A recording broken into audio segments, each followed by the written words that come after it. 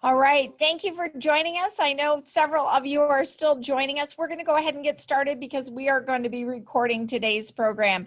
Thank you for being here. I'm Terry Kimball, President and CEO here at the Chandler Chamber, and this is our weekly business seminar series on how to make you a better business person. And we have got two wonderful speakers for you today. We have Bridget McGowan Hawkins, and you're going to hear from her, and she is an award-winning international professional speaker, as well as Paula Whittakin with the SBDC on tips and things that are happening for business loans and SBA and all those things that you wanted to know financially wise. So let's go ahead and we're going to kick it off and get it started. Please help me in welcoming Bridget McGowan Hawkins. She is an award-winning international professional speaker, author, and owner of BMC Talks Press, an independent publishing company. BMC Talks Press creates, designs, and delivers high-quality trade books, ebooks to expand brands, support visions, and solidify professionals as contenders in their industries. BMC Talks Press boasts a roster of more than 100 authors and multiple titles in the area of business, communication, effective presentations, social science, spirituality, religion, poetry, motivation, and the Black experience. And if there's something that hasn't been created, Bridget's probably going to create it. So please put your hands together, put your thumbs up, and help me welcome Bridget. Take it away, Bridget. Thank you so much, Terry. I need to take you everywhere when I have to present, because I tell you, you always make me feel like this total rock star whenever you introduce me. I really appreciate you. Funny enough, I would have a rock star on the screen just the minute I say that. Thank you, everybody, for joining us today for the power and profitability of becoming a published author. You know, the bottom line is, as an entrepreneur or as a business owner, there's something that you need, something that you want more than anything, or maybe not more than anything, but something you want. And that something is attention, specifically for your business. And writing a book gets you that attention. It gets those eyes turned on you. Simply put, writing a book leads to attention, and attention leads to sales. By the time we're done with this session, you're going to know why you should even bother with getting published. Why am I this strong proponent of business owners and entrepreneurs getting published? How did I even get in this world? Specifically, we're going to cover the 4 ways to get that attention that you want. And secondly, you're going to get the 6 ways to turn that attention into cash. My name is Bridget McGowan Hawkins. I help professionals get published in a matter of weeks, not a matter of years, like you can see with other publishing companies. If you have questions, please post them in the chat. So let's get started. One of my first books was published in April of 2019. It was Real Talk: What Other Experts Won't Tell You About How to Make Presentations That Sizzle. Then 6 months later, I came out with Rise and Sizzle: Daily Communication and Presentation Strategies for Sales, Business, and Higher Ed Pros. Then a few months later, after talking with a few folks, and they said, Bridget, I have Real Talk. I haven't had time to read it, to be honest with you. It's 200 some odd pages long. I said, well, why don't you come out with a tips book that's much shorter? So in January of 2020, I came out with Show Up and Show Out: 52 Communication Habits to Make You Unforgettable. And then just weeks later, I came out with my first compilation project. It's entitled Own the Microphone: How 50 of the world's best best professional speakers launch their careers, and how you can too. I was getting ready to say best entrepreneurs because there's another compilation project that came out in June of 2020 that has 50 of the world's best entrepreneurs and business owners in there, giving away all of their secrets. But listen, it's not about my books that I have put out that gets me really excited. It's the books of others that really get my heart racing. For instance, one such book is going to be that of Bianca Chandler. She lives in Baton Rouge, Louisiana, and in May of 2020, BMAC Talks Press published her book, 70 Days, 70 Ways He Speaks to Me. And then the following month, we published Delano Perry's Millennials, the so-called entitled generation. He's out on the East Coast in North Carolina. Then in September, we published Tabitha Evans's book. She's a local interior designer. As a matter of fact, she's based in Mesa. She used to work for this incredible interior design firm. I'm telling you, some of the work that company does is just off the charts. They do interior design for, I don't want to call them retirement homes because they don't even look like retirement homes, but senior communities. When you walk in, they look like 5-star hotels. If there was such a thing as a 6-star hotel or a 10-star hotel, that's what it looks like. At any rate, she used to work for this interior design company and decided to go out on her own and start her own interior design business. And shortly after doing that, she contacted me because she wanted to show herself as a contender in her industry, and we published for her Becoming a Designer of Distinction, What Interior Design School Won't Teach You. And then just over 3 weeks ago, we published this little gem. It's entitled Poems for Hungry Souls, 100 Spiritual Poems, and that one's by Jeannie Cologne. She's out in Florida. It's these books that get me really excited. It's bringing authors, bringing professionals who are experts in their fields into the world of being published authors. Now, the obvious question that I get at this point, especially after getting introduced by someone else, is, well, Bridget, wait a second. Aren't you a professional speaker? How in the world did you get into publishing? This makes no sense. Well, yes, I do typically introduce myself as an award-winning international professional speaker. Absolutely, I am.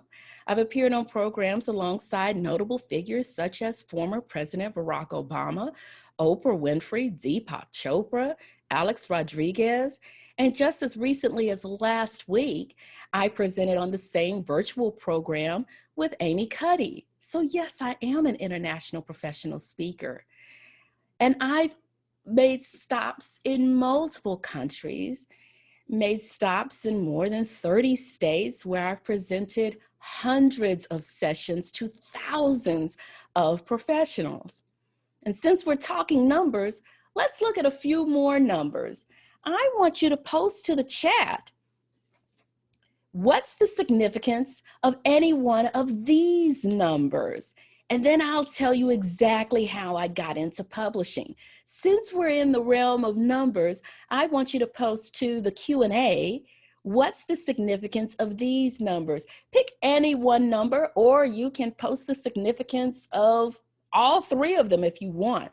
What do you think 5019 has to do with me? What does 1.5 have to do with me and my journey to becoming a publisher? 30 or 3? Post it to the Q&A. Let me know what you think these numbers have to do with me or my journey from being a professional speaker to a publisher. And then I'll reveal the answers. I can't wait to see what you put in there. So I was originally born. That doesn't make any sense. Anybody who's originally born, I mean, of course, being born is original. I was born in Beaumont, Texas. It's on the most southeastern border of Texas before you get into Louisiana. I'm about to reveal the significance of those numbers to you.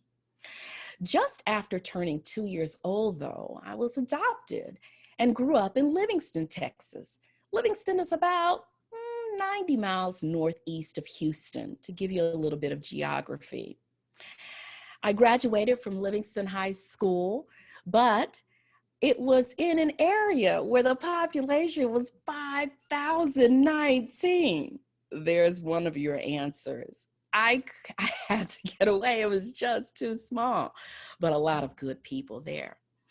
I graduated from Livingston High School and went on to attend Prairie View A&M University. I graduated twice from there, earning a bachelor's degree in communication as well as a master's degree. I love school. I moved to Houston, where I attended Texas Southern University Thurgood Marshall School of Law for 1.5 years. When I realized, it only took me that year and a half to realize I was not going to be the next Perry Mason or Judge Judy, it just didn't fit me quite right. It wasn't a good match. I continued on and worked on a couple of PhDs, one in the area of juvenile justice and another in higher education administration, where I earned over 30 doctoral hours. There's your other answer. I have taught for 3 different institutions of higher education. I've taught for the Texas A&M University System, the Lone Star College System, and University of Phoenix Online. It was in 2009 that my husband and I moved from Texas to Arizona because I had accepted a position with an educational technology company to be a faculty and professional development consultant. A few more things you may not know about.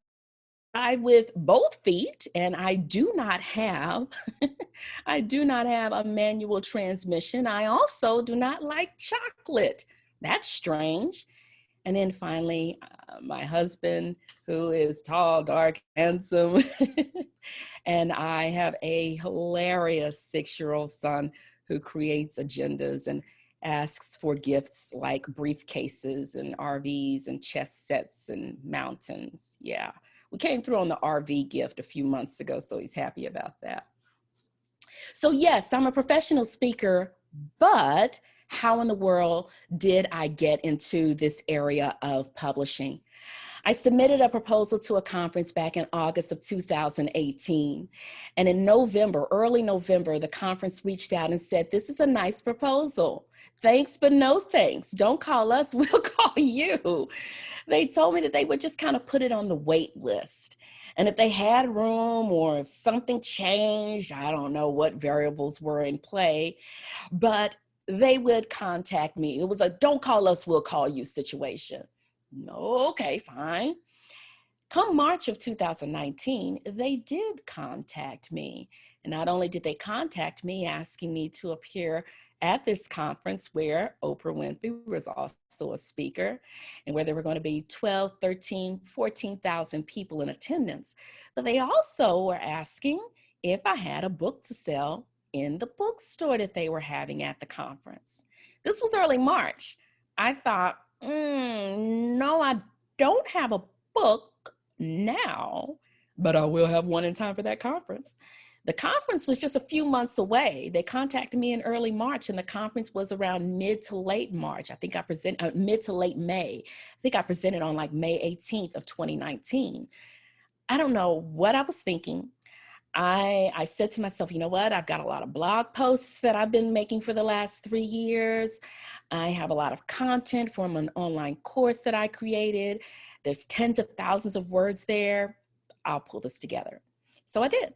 And as you saw on April 9th of 2019, I published Real Talk, What Other Experts Won't Tell You About How to Make Presentations That Sizzle. And that book was on the shelf at that conference. I got it there in time, but here's the deal.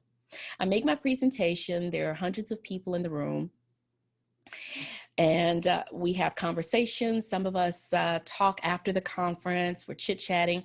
Others leave. Many others leave. Several, though, went to the bookstore and came back to the room. And some of them said, Bridget, your book's not in the bookstore. I said, oh, no. Hold up. That's not true. That's not possible. Because let me tell you, I got off of that plane yesterday, got in an Uber, came straight to this convention center, checked the shelf, even took a selfie with my book on the shelf behind me, okay, because I'm feeling kind of big time here. That book is in that bookstore. They said, No, Bridget, listen, we need you to calm down. You're at a 10. I need you to bring it down to about a 6 or 7, okay? The book was in there, operative word being was, it sold out. Light bulb. I have been leaving money on the table as an entrepreneur, as a professional speaker. And not because a book sells, but because of the expertise that comes attached with a book. I said, not only do I need to have a book, but every expert, every business owner, every entrepreneur around me needs one. And it's a gain, not because of the $24.95 you get from the book, but everything else you get, namely attention. So let's start with why every business owner, every entrepreneur should bother with writing a book. Again, if you have questions, make sure you put them in the Q&A and I'll check periodically throughout the session. So first off, let's get the 4 ways a book gets you attention. This is the thing. If you need to sell more products, okay, if you need to sell more of your services, then you've got to start with getting people's attention. Then you can show them how your product or how your service is going to benefit them, leading them to making a purchase. If you want to get attention, it starts with that book. If you want media coverage, if that's your thing, some of us want to be on the news, want to be on a local morning show, then I'm telling you, media coverage itself is about attention. But first, the funny thing is, the paradox to this all is you cannot get any media coverage or media attention without first getting the media's attention. You want to speak at conferences or create authority for your product or for your company, it starts with a book. How should people know that they should listen to you if you have not gotten their attention about what it is you have to say? So you see where I'm going here. The book is great for getting attention because it's a multi-purpose marketing tool with unique and special abilities to create attention that you can turn into almost anything you want. Sales, media, word of mouth, authority. So how does it get you attention? Here's the first way. A book shows your authority, it shows your credibility, and it shows your expertise. A lot of people like to say that a book is the new business card. I like to call it the elevated business card. Some will even say a book is the new college degree because 40, 50 years ago, having a college degree was a big thing. I mean, only about 10% of people had a college degree. So if you had one, it was a big deal. So now that more people are getting more degrees, what is a sign of credibility and authority? Not that degrees aren't, but I'm telling you, writing and publishing a book is. A book sets you up, though, to be judged, and that is scary. See, the thing is, you really can't fake it with a book. You can't fake your way into writing a good book. Either you know what you're talking about, either you know your stuff, or you don't. And a book shows that you can commit to something and follow through. It shows you can get things done. It also requires a lot of hard work and a lot of skill. So it sets you up to be judged. And yes, that's risky, that's scary, but that's why you get so much credit for a good book, is because a book puts you in a place that a lot of people are not willing to go. And that is that place of being scrutinized. And it usually requires, again, you to buckle down and really show what you know. And most people just aren't willing to take that risk. But what if you're one of the few who are willing to take that risk, who are willing to set yourself up to be judged and show the world what you know? Write a good book that brings people value, and you gain credibility and authority. Number 2 is another reason or another way it brings you attention. A book raises your visibility and gets you media coverage. Again, that's if that's something that's important to you. When a media outlet is wanting some sort of a comment on a topic, who do they go to? They go to an expert. And how do they know that that person is an expert? That person is an expert because he or she wrote a book. Back to what I was saying earlier, if you want media attention, you must first get the media's attention. And the best way and the easiest way is to have a book. Experts write books. Commentators write blogs. You may say, Wait a second, Bridget. Didn't you say you blogged? I mean, that's how your book came about? Yes, I did. Commentators write blogs, experts write books. Take your blog and turn it into a book. Once you have a book, media coverage becomes 10 times easier to attain. And it's not just the media either. This quote unquote has a new book standard is a box that has to be checked in order to get you into so many different places, getting you past gatekeepers. I'm talking about getting you into the television studios, getting you into the boardrooms, getting you media pages, media access, getting you into special events, so on and so forth.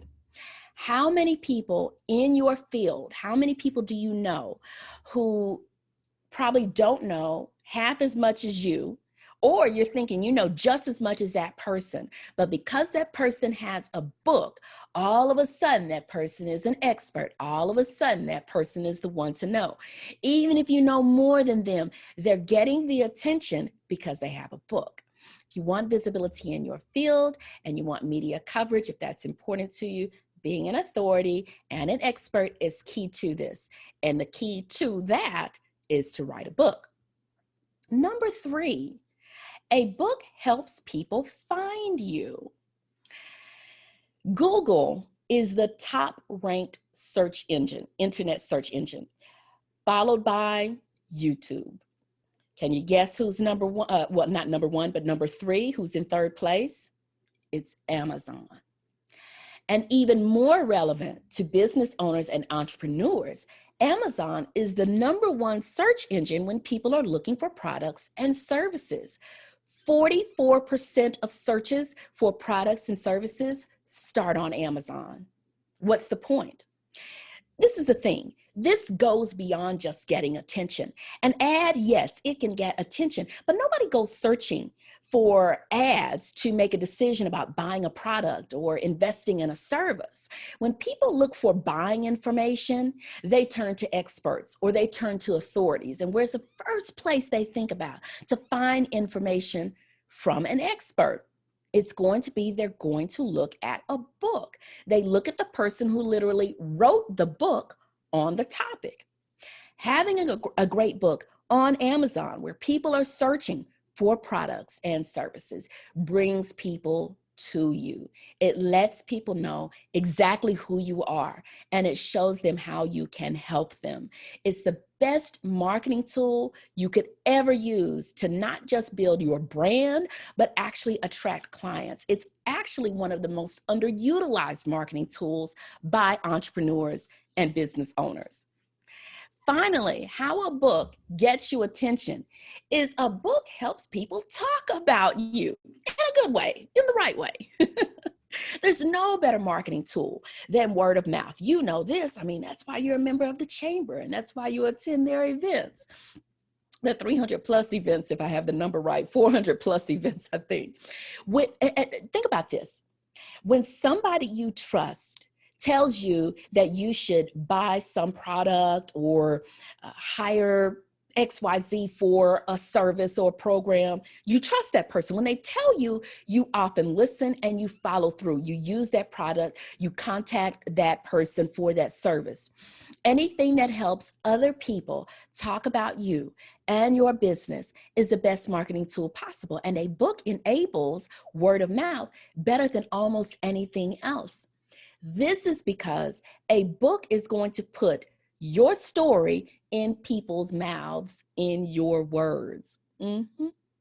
When people talk about you, they are literally just saying what you want them to say if they've read your book. A good book causes people to repeat your terms, your phrases, your ideas to other people. Think about being at a cocktail party, or someone is at a cocktail party and he or she is talking to your ideal client or your target audience. What would you want that person to say about you, your business, your product, your service? When you think about that and put it in a book, you see where I'm going. That is how we like to help our clients work through thinking about how do they create their chapters for their books. When you picture that conversation naturally happening between two people, you start to construct the narrative of your book. And if you can write a book that's valuable to people, that has them talking, that has them wanting to talk about your book, especially when they're talking to somebody else who has that problem, oh, it's a total winner. And people like doing that. We like talking to other people about books we've read. We just love doing it. It makes us seem smart. It makes us seem like we are, well, it doesn't make us seem any kind of way. It shows clearly that we have other points of view, that we are out to gain more information. We like referencing other sources, and it just makes them look good. So that's just how word of mouth works. So in short, that's the 4 ways a book gets you attention. You may be thinking, Bridget, attention is nice, but I need a little bit more than that. I need to figure out how this is going to turn into money. I'm going to give that to you. But first, let me check the Q&A and the chat to make sure we're good. Please post your questions at any time with me, or questions for me at any time. Perfect. So let's talk about the 6 ways that this attention turns into cash. The first way, and there are tons, but these are 6 that we discuss with our clients at BMAC Talks Press. Number 1, a book can launch a consulting company or a coaching company, if that's your thing, right? So oftentimes, once consultants or coaches reach a certain level in their business, they really can't go too much higher or too much further without a book. In fact, oftentimes it's a book that takes them from a small firm to having a few clients to actually being a real business, an actual business. And you might be thinking something like, wait a minute, Bridget, if I put all of my secrets, if I put everything that I know into a book, then why would anybody want to hire me to be a consultant or to coach them? Let me tell you something. One of my authors, usually when somebody starts a sentence like that, you need to strap on your seatbelt. Let me tell you something. No. Let me tell you. One of my authors is on track to double his business, and this is why. When he put out the word that his book is going to publish in early January, all kinds of organizations started contacting him to appear on their programs, at their conferences, and so on, to speak about giving back to the community and to speak about entrepreneurship and how you can use it to not just make money, but to also make an impact. As a matter of fact, the title of his book is Making Dollars While Making Change. And so now he's demonstrating himself as this authority in this area. And he has people who are contacting him because he's put a ton of what he wrote in the book. Now, they don't have it yet, but they've read the synopsis, and he's going on this blitz, let me tell you, talking about his book and talking about entrepreneurship and how it really makes a difference in the community and how it's more than just about filling up your pockets. He's amazing. But the thing is, with the book, they want to know what he knows, and they're going to want to know what you know before they hire you. You see, that's the point. People who hire consultants or who hire coaches are hiring them to teach them and their teams to implement their knowledge. They're often not looking to learn that knowledge from your book, from reading your book. The book is there to show them that they should hire you. It's to show them that you know what you're talking about and you're worth the money. Here's a second way that that attention can turn into money. A book can sell a physical product. This is another very profitable way to monetize a book, and it's using it to promote a physical something. If you go search on Amazon, don't do it now. But if you go search on Amazon under books using the phrase lose weight or weight loss, or search for paleo or paleo diet or eating paleo, you are going to see tons of results, possibly thousands of books. And a lot of them are essentially buyer's guides. That's what they are for physical products. A lot of them, like supplements or food companies or one-off products. A really good example of this is going to be Mark Sisson. So he started Primal Blueprint, and he's published several books. about his version of the paleo diet. And I've tried it before. If you've done paleo, let me know. I've tried it before. It's super, super cool. But my goodness, sometimes it gets hard when you travel. Not that anybody's doing a lot of traveling now, but I digress. So he's written several books and he sells them on Amazon as well as on his website. Now, what Mark Sisson has done is he also has a complete line of Primal Blueprint supplements as well as food products.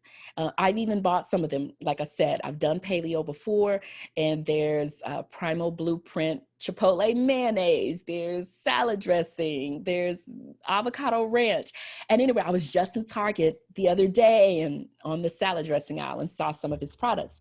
But Sisson has put people in a position where they don't have to buy those products, but because he has a book about the paleo diet and also has physical products that are directly connected to the paleo diet, which is the topic of his book, it just nicely dovetails. It perfectly dovetails. So think about it. Would you respond to an ad about supplements? Probably not. But what about a book that teaches you what supplements to take, when to take them, and why you should take them?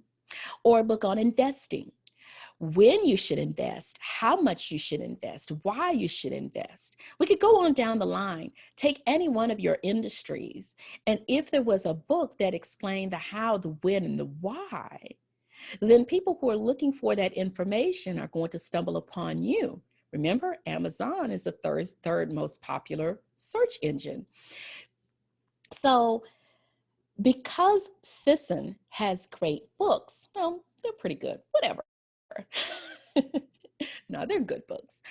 And because they're written in a style that has people trusting him, then it automatically makes people want to go and buy his brand. So a book can sell your own physical products. Now, number 3 is kind of an easy, short one. A book can help draw clients to you, especially if you sell B2B services like marketing or advertising. A book is a huge asset in drawing in and closing clients. When you walk into a meeting, or if you set up a virtual meeting in the days of COVID and you're pitching yourself, you can either take into that in-person meeting or ship books to reinforce all of the points that you're making in that meeting as you're pitching your service. And it's 10 times better than any brochure that you could leave behind. Number 4, a book can launch and promote paid communities and paid masterminds. I've done this a couple of times myself, a couple of times just in maybe 3 times in 2020 as I'm sitting here thinking about it.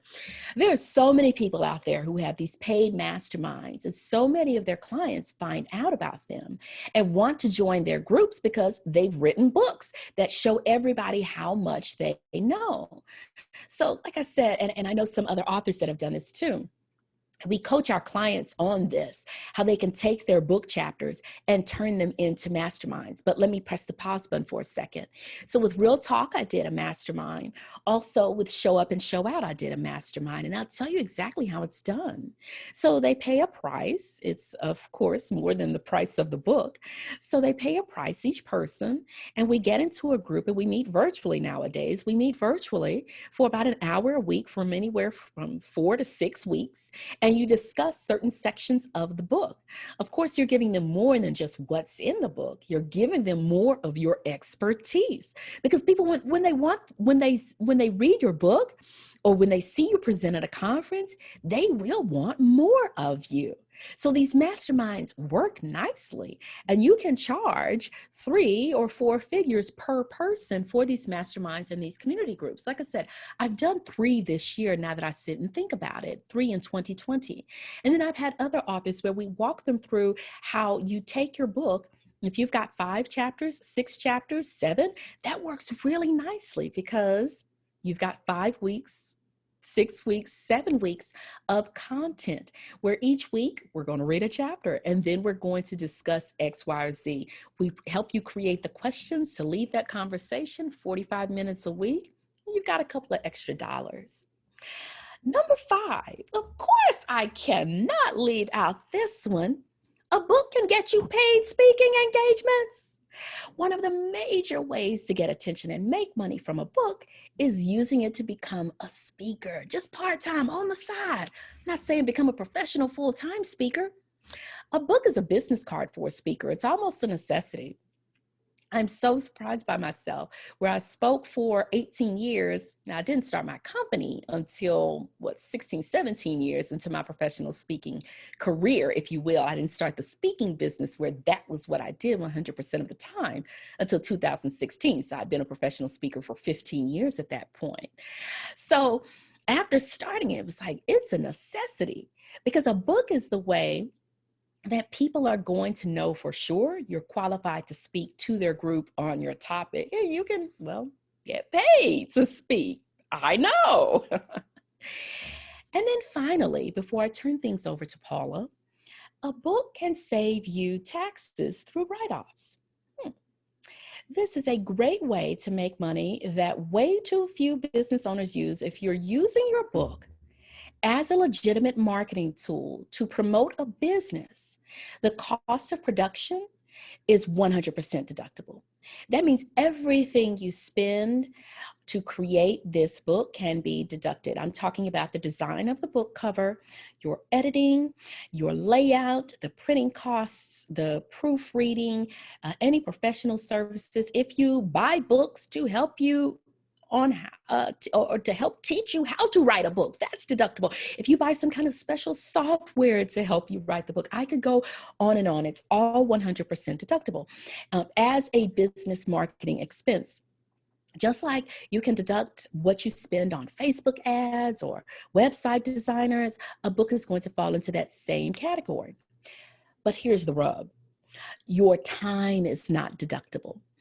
If you spend, let's say, 500 hours at the computer just banging away, which, it may not take you 500 hours, but just for argument's sake, you're totally out of luck when it comes to trying to deduct that. You cannot deduct the opportunity cost of your time from your taxes, even though that $500, yes, is stopping you from making money doing other things.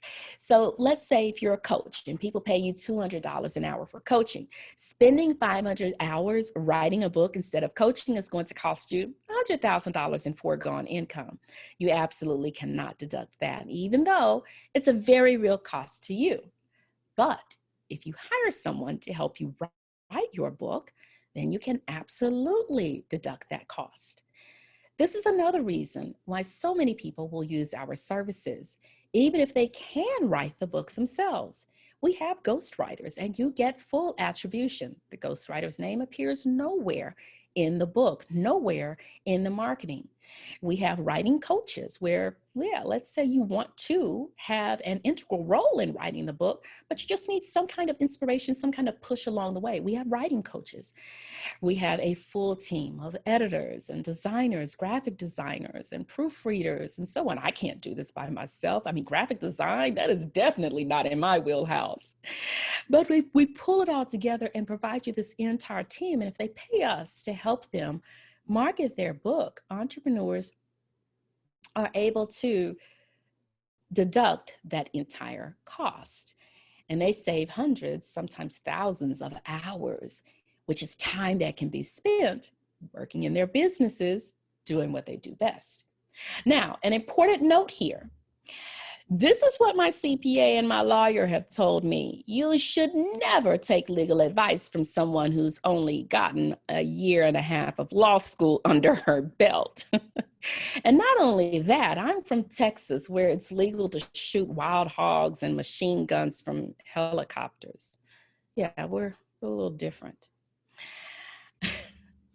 So in short, you definitely need to have a book, especially if you are an expert in your field, you know what you're talking about.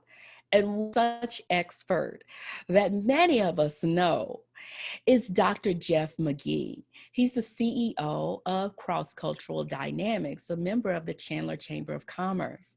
And we are so proud that he chose BMEC Talks Press to publish his first book on November 17th of 2020, One Human Race: 5 Stages to Empowering Transformative Change.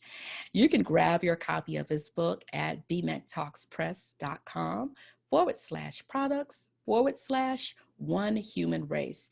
It is also going to be available on Amazon and Barnes and Noble as a paperback and as an ebook. So that's coming November 17th. And we are just so pleased and so proud to work with Dr. McGee. He was amazing. Also, we have on the horizon Women Who Rise. This is a book where each woman is a leader from around America. And she writes one chapter to demonstrate her expertise and to explain her rise to leadership. But here's the really exciting part. The foreword has been written by our very own Terry Kimball. I can't thank her enough. And this book is due to release on International Women's Day of 2021. If you want to be a part of Women Who Rise and write just one chapter, we have a lot of projects like this for men too, all kinds of people from different backgrounds. But if you want to be a part of Women Who Rise, we're still accepting chapters from go-getter women. Visit bmactalkspress.com/WWR, Women Who Rise. So excited about this one. This is a mock-up of the cover. We haven't settled on the cover yet, but I like this one a lot. We have 3 other to consider. So if you're a business owner or an entrepreneur who has an idea, you want to talk through the ideas, you want to connect with one of our writing coaches or a ghostwriter where you just hand the content off to them, talk to that ghostwriter, and he or she is going to just take your ideas and run with them and write your book, let us know. If you want to write just one chapter, we have compilations all the time. As a matter of fact, there's another one coming out in April for publicists. Publicists from around the country are going to each write one chapter. Let us know, contact us. If you want to get published fast, definitely contact us. And when I mean fast, here's an example. One of our authors already published a book earlier this year in January of 2020, and the author told me it took 2 years and 9 months to get that book done. And I said, okay, that's a problem. We don't take years. We can get you published very quickly. As a matter of fact, Dr. McGee signed on with us in mid-September. At the time of this session, it is early November. His book's done. It's going to be available in mid-November. So that's 2 months. We get you published fast. So to connect with me, please visit connectwithb.com to learn more about our publishing services, to schedule a consultation. Let's sit down and get you published and get your expertise out to the world. Visit bmtpress.com or bmactalkspress.com. Thank you so much. Back to Terry and Paula. All right. Wow. Lots of exciting information there. Bridget, we've got some questions I want you to quickly answer. Yes. And we are also going to today's presentation available later on the Chamber's website and also on our YouTube channel, because I think this is something I'm taking notes feverishly, but I got to go back and watch it again. So would it affected, the first question is, would a white paper be as effective? A white paper it's effective in its own way. So a white paper, as you can imagine, is not going to be hundreds of pages long. So it's not going to, it can show your expertise to an extent, but it just scratches the surface. A white paper tends to be just a few pages long. Additionally, a white paper tends to be something that is, especially if it's electronic, it's not something that is physical and tangible, which is not as powerful as a paperback book. And yes, people can print out the white paper, but again, it doesn't have the same impact as a book. So white papers have their own benefits, as do books. But yes, a white paper is certainly impactful, but it just doesn't do the same as a book, and you're not able to leverage as much out of a white paper as you can a book. Fantastic question. What else? All right. What is the general process from start to finish? Any tips for rapidly developing content as you shared? Absolutely. So the general process from start to finish is when you complete your manuscript and before you give it to us, we have a 10-step checklist. You have to check everything off before you give it to us to make sure it's ready. So you give us your manuscript and then you sit back and put your feet up because we start working. We start editing. We start designing cover options for you, and we don't bug you unless we have a question or we need your approval on something. So we'll send you some cover options, 3 to 5 cover options. You tell us which one you want, and then you can say, move this and change that font and add this and so on and so forth. Then we send you a proof of the book after we've taken care of all of the edits and you've looked at it and you said, yeah, this looks good. All of this is done electronically. Then we send you a physical copy of the book. And we tell you, we give you a checklist exactly how to make sure everything is just how you want it. And then when you tell us, make these 3 changes here. We change them. We send you another proof. You say thumbs up, we publish. It's that easy. I'm not kidding. Ask Dr. McGee. I love it. And then tips for rapidly developing content. Here's my quick ABC of developing content. A, come up what is your assertion? What is it that you believe? What do you know? This is your thing. Everybody needs to stop doing this. Everybody should do this. Okay, what is your assertion? That's A. Your B is body of evidence. What is your reason for this? Why are you telling me I need to stop doing this? Why should I do this instead of that? And then C is your call to action. What do you want people to do now that you've told them, this is what I believe, this is why I believe it, now what should they do? So that is my recommendation for rapidly developing content. A, B, C, assertion, body of evidence, call to action. Love that, love that. When you have several topics or expertise, how do you know what event to put in the book? Or if I should write several books? Oh, that's a fantastic question. Oh my God, all of these questions are so good. Okay, so first off, when you have a lot of topics or a lot of expertise, you really want to sit down and decide, does this make sense? I mean, think about back in high school English class. I mean, that was so long ago, I can't even get the words out. High school English class, and how we had that thesis statement, and every single sentence had in that essay had to directly connect to that thesis statement. So I want you to sit down and think about all of your topics that you could write on and which ones of them go together, which ones make sense. And almost create, I mean, even if you want to get flow charts, if you want to get Post-it notes, and just put them up on the wall and then figure out which ones go together. And if you're finding you're getting big clusters, then you might have 3 books there. So figure out, what are all of these topics? What is all of this expertise? And also think about your target audience.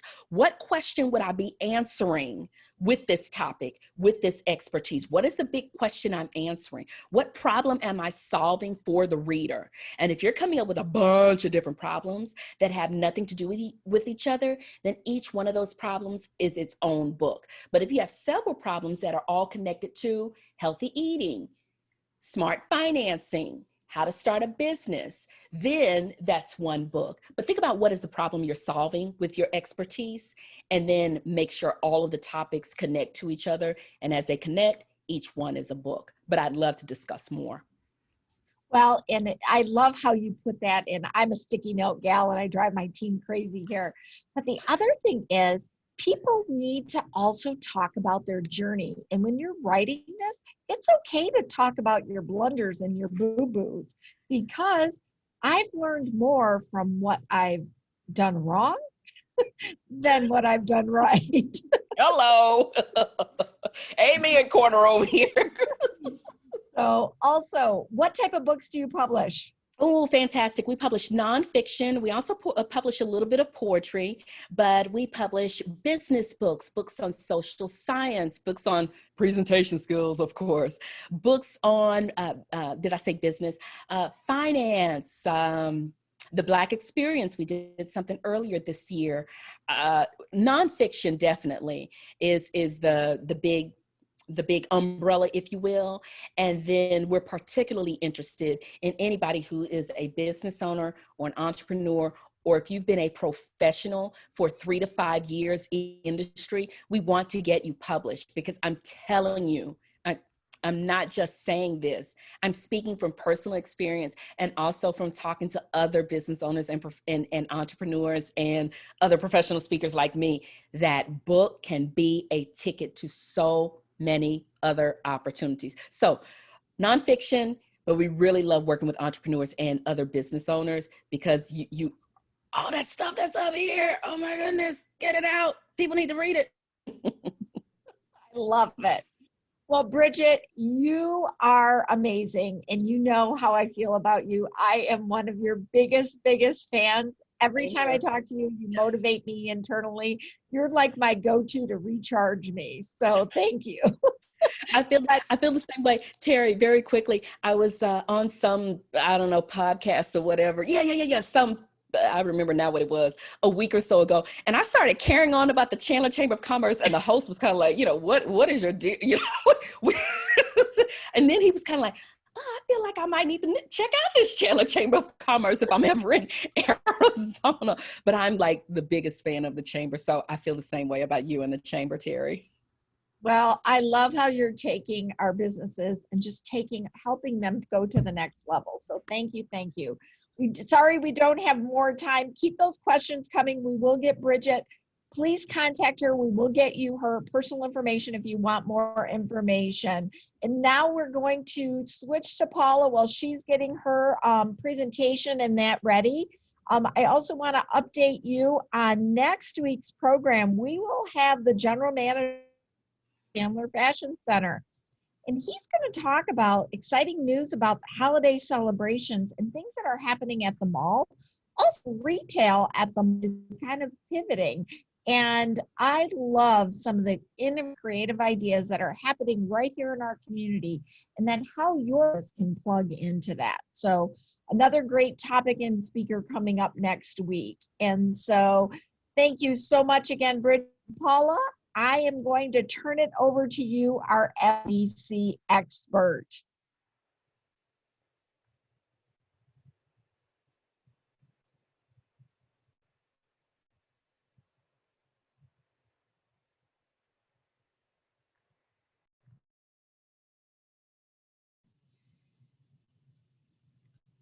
Okay, Paula, I'll let you take it away. Oh, sorry, I'm on mute. Okay, hello.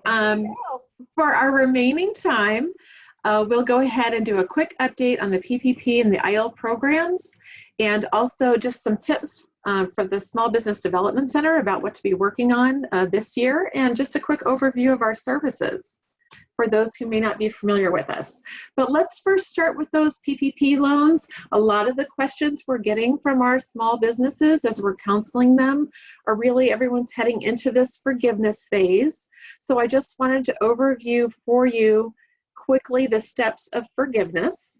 So if you do have one of those PPP loans, that forgiveness process is beginning. And what you'll need to do is contact the lender that you received that loan from. So we still get some questions about who do I go to? So that is the lender that you received the loan from.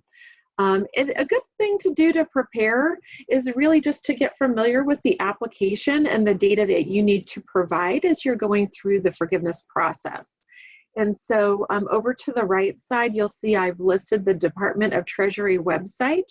You can find there are 3 different applications. Depending on your situation, you'll want to use the application appropriate to your needs.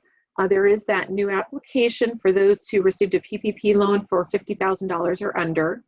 But you'll find those applications on that Treasury website. Review those and just get familiar with the data that you need to gather.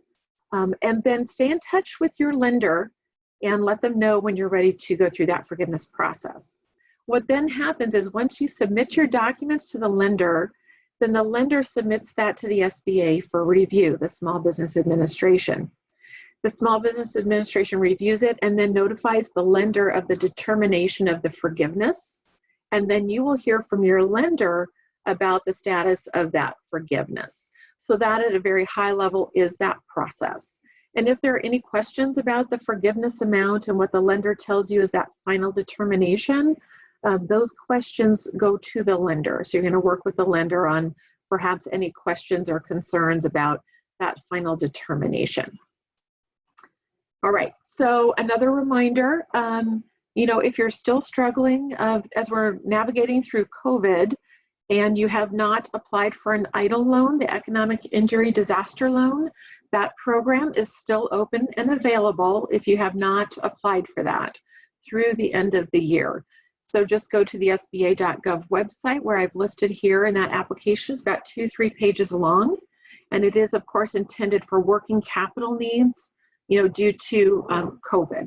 You cannot use it to refinance any existing debt or for expansion plans, but it's just to help keep you viable as we're navigating through COVID. So check that out if you need that. And then just very quickly, for those not familiar with the Maricopa Small Business Development Center, we're part of the Arizona SBDC network, but also part of a nationwide network. And we provide no-fee counseling to small businesses in all industries, anywhere along that life cycle phase. So we also offer training and have some access to some great resources, which might be of value to you. And we'll kind of look at that very briefly at the end here. But just know that if you have questions about these disaster loans, we have been and continue to help our small business clients navigate and understand those loans that are available, and potentially some future ones, maybe some more additional PPP funding coming down the road. So we're a resource here, a real person that you can talk to help you through those programs. We're helping our clients as they're running out of some funding, looking for additional funding. We're helping them get lender ready and identify lenders that kind of suit their industry and the use of funds needs and the amount. We're also helping with financial review and resiliency. Many of our small business clients just realized they weren't quite prepared for the documentation that needed to be submitted for these grants that are available, the loan programs that are available through COVID. So this is a time when we can help you review your financials, kind of get them in good order. Marketing assessment and planning is really critical right now. It's really hard to identify any business that has not had to kind of pivot in some way due to COVID. Well, that automatically means you need to reassess your marketing and making sure that you're doing the things you need to do. And that whole marketing topic is a big, broad net. So there are many things there, but we can kind of help you get started in assessing where you're at and helping you get started in planning for 2021. Of course, the other areas there, buying, selling a business, or exit strategies. We have experts in manufacturing, technology and commercialization, export, international trade, and government contracting. But we help in all areas of business development. And we have counselors across Maricopa County. And again, it's no-fee counseling. There's no trick to that. We're funded by Maricopa Community Colleges and the Small Business Administration. And we have a partnership with the Arizona Corporation Commission. So check us out. Check us out. We're a great resource and we want to help you build and grow your business and remain viable. A couple of just end of year recommendations to keep in mind. Finances, absolutely critical right now. Ask yourself, what's the state of your financial toolkit? Any business owner should, have income statements, balance sheets, and cash management tools, because this provides the data that's absolutely critical to making those business decisions. Do you know your current cash position? What's your projected cash position for 2021?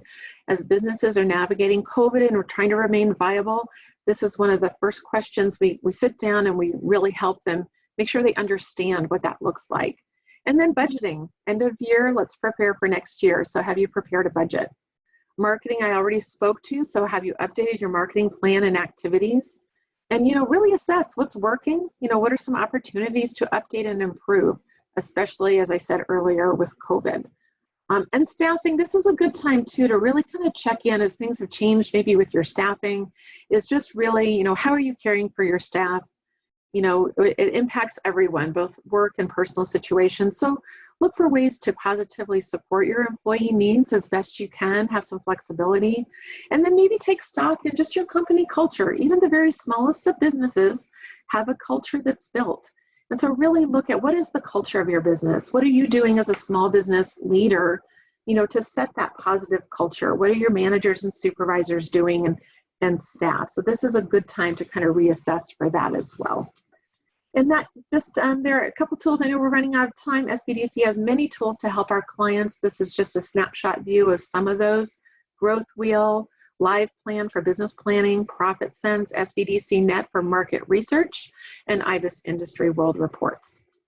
So if you're interested, we'd love to hear from you. Requesting counseling, just go to our main page, fill out the simple form, and that puts you into the system, and you'll be assigned to a counselor who will sit down and kind of explore how we can help fill some of the gaps with your business planning and growth. And then this is my contact information. Please feel free to send me an email if you have any questions. I'd love to hear from you. Thank you again, Terry, as always. Great, Paula. Thank you. You are a regular every week because your knowledge and information for businesses and helping to navigate during these times is really critical. And I put in the chat box that this, again, I'm going to reiterate the SBDC, their counselors, this is a no fee. As they like to call it, no fee. I call it, it's a free program, and you can come back to them as many times as you'd like. And also, as you continue down the journey for your business, you can keep coming back. Let's say now you need help financially. You can come back also with the marketing. It's the whole package. So it's a great, great resource. So one other thing I do want to, and I know Paula will be back with us again next week, but I also want to, if you are a business in Chandler there's some monies that are still available. I know Paula talked about the EIDL programs and that, but November 13th is coming up, and the deadline for the Maricopa County grants, as well as the I Choose Chandler grants. If you are a business here in Chandler, in the city of Chandler, you can receive up to $1,300 per employee, up to a maximum of $10,000. Those funds will, they are stopping to take applications on November 13th. So if you want more information, that is available on the Chandler Chamber Business Resource page to be able to be eligible for that. Also, if you are a business here in Chandler, we are giving out free PPE supplies in partnership with the city of Chandler. You will get a free hand sanitizing station and 2 boxes of masks. You just literally have to fill out this half-page form, put in your business registration license on there. It is for brick and mortar businesses, not home-based businesses, but this is a free product. The city of Chandler allocated about $500,000 towards these PPE equipment supplies. And what they've done is they've utilized their mass purchasing power to be able to get that. So if you fill that out, we're giving them out on Tuesdays and Thursdays. And so this is the city of Chandler's way to thank you for doing business here in Chandler. So I know we've covered a lot today. Please visit our business resource page. And I want to do another shout out and thank you to Bridget. You're amazing. Thank you for continuing to inspire our businesses here in Chandler. And Paula, you need to get with Bridget because you need to write your own book. So anyhow, thank you again for joining us. Thank you to the City of Chandler Industrial Development Authority for your support in offering these programs to our members and businesses here in Chandler. Thanks again for joining us. We'll see you next week, same time, 10 a.m.